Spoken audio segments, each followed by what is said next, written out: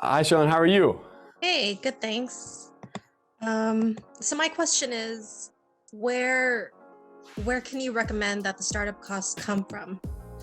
I'm experiencing some issues with like SBA loans, with not having the license, the facility license, um, in place. So just want to get your thoughts on funding resources. So the SBA 7A loan, right?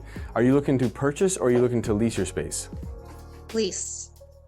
So you're looking to lease your space? So typically, and it might depend on the bank, a lot of times this is like you might go to this bank and they might do it a certain way, and you go to a different bank and they do it a different way. The reality of it is that you might have to get into the lease or have a letter of intent that is signed by both parties with a clause in there that's dependent on your ability to get an architect to design the space and then get a contractor to give you a quote for the exact amount. And it's called a A1A. Like it's a standardized construction agreement that you would complete with your it's a standardized construction you complete with your contractor. And your general contractor and yourself and the architect, you would complete this form, and this stuff would be stuff that could be part of a clause as part of the letter of intent.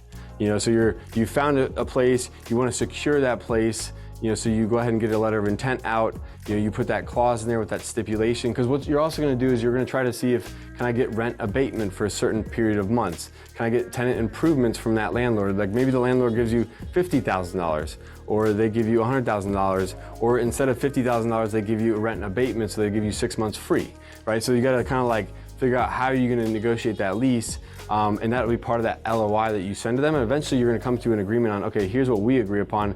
But an important part of that would be having that clause that that protects you, at least to make sure that you can get your SBA funding, which is contingent upon the architectural drawings and the construction agreement.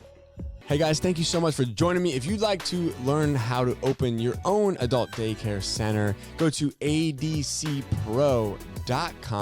If you'd like the latest business tips, click here, and make sure you subscribe to our channel, click here. We'll see you guys next time.